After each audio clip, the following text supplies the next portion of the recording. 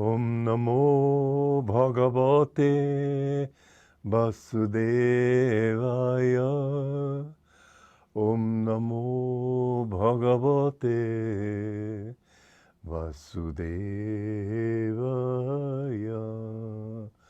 Om, I bow to the Lord Vasudeva. Joy to you, friends. I would like to read again the, well, actually it's not again, it's stanza 27. What is born must die. Whatever dies must be born again. Why lament that which cannot be avoided? In the stanza before, as I said last time, it's saying if you prefer to think of the self as perishable, why grieve? He's really talking about grieving here, because the next one otherwise would be a non sequitur. If what is born dies, is fine, we can understand that one. But whatever dies must be born again. This is the question. The only way we can rationalize it is impersonally, that matter cannot be destroyed or created. And so when you die, the atoms that made up your body begin to reform in other bodies.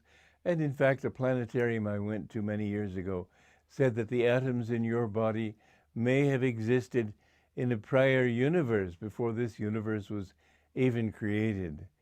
It's a very lovely thing to think so expansively. The Gita here is telling us to, above all, realize that nothing should get our goat, so to speak. Nothing should make us grieve. We should accept what is, whatever is, is. You'll save yourself a lot of trouble in life if you can do that. That's one reason I've never been nervous when lecturing in public, because I think, well, if I'm a dunce and if people know it, what difference does it make? And if they like what I am doing, other people may not, so what difference does it make?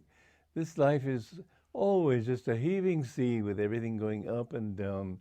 So if you fail at one thing, you may succeed in another. If you kill one quality, some other quality may come up that is good or bad, but don't worry about it. Just do your best. This is the essence of what the Shankya philosophy is teaching and what Krishna is teaching in these particular passages. That the first thing is to get your mind calm. Be detached from the world. Be detached from what other people think. Be detached from what happens, as the basic teaching of the Bhagavad Gita, as far as our own behavior is concerned, goes, is nishkam karma, act without desire for the fruits of action. That which will help you to achieve a calm mind will help you also to be able to see things clearly. When people at a horse race and their own horse is not, you're not sure if it's going to win or not, it's to second place and trying to move up, and you get all excited, think, come on, Jasper, come on, or whatever your name is, and you get so excited that you can't really think of anything else. Somebody says, look, I've got this problem. Well, be quiet, I'm thinking of this now. Well, if you're calm and centered, you can change from one subject to another.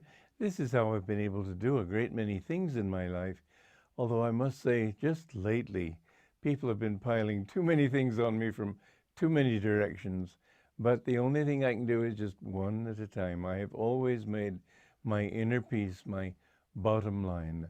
I will never let anything take away my inner peace.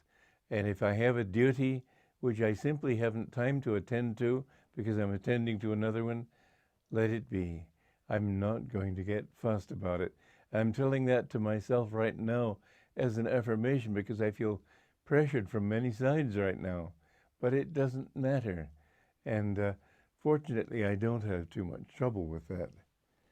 So anyway, here we're finding that what is born must die. Whatever dies must be born again. And in reality, this is also true, that rebirth is a part of the whole show in this world. Some people think that, well, life keeps coming. As Gandhi said, in the midst of death, life persists. But many people, especially in the West, doubt that it's the same life that persists. They think it's just the ocean throwing up new waves.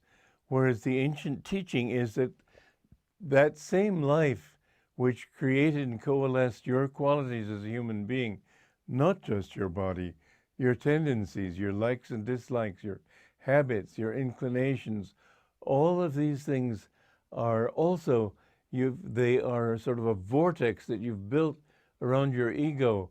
And until that vortex can be destroyed, can be dissipated, and all its energies go outward to merge into the wholeness of life, you will keep together. The body is not your final reality. You know, when they exploded the atom, they found that the power from an exploded atom is enormous, much greater than just a nitroglycerin bomb, let's say. The subtle is always rules over the gross, and the subtle parts of your nature are not the product of your physical being. You aren't, some people worry and talk about the question of abortion, and they say, well, a child isn't created until it's born. Well, then why does it kick inside the mummy's stomach? Certainly it's alive in there. It's wishful thinking, and it's a part of the whole problem of people not being able to see clearly because they allow their wishful thinking to say that I can kill this baby. They're killing it. They are killing it. Abortion is wrong. The only time it would be right is if it were to save the mother's life. I think in that case, what is already manifested is more important than that which has yet to be manifested. And if it's a case of rape. But otherwise, abortion is not right. It's a sin. There was one woman in India who had a couple of abortions, and she then had children later, and she told me she felt that this was her payment for those sins that she committed when she was younger, and that these two children, even though now she's just the grandmother, she's taking care of those children as if they were her own. She feels it's her duty. She feels it's those same souls born again come back to her family. Whether this is valid or not, I don't know, but the truth is that we hold together with our personality and our egos that which remains after this body dies. And when you die, you carry with you the tendencies that you have developed in this life, and it goes on to talk about that later in the Gita.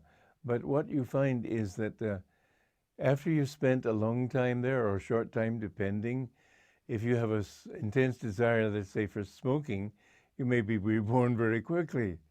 But most desires, well, if you have a desire for a new car, they can't satisfy that desire in the astral world, so you'll have to come back here where they have cars.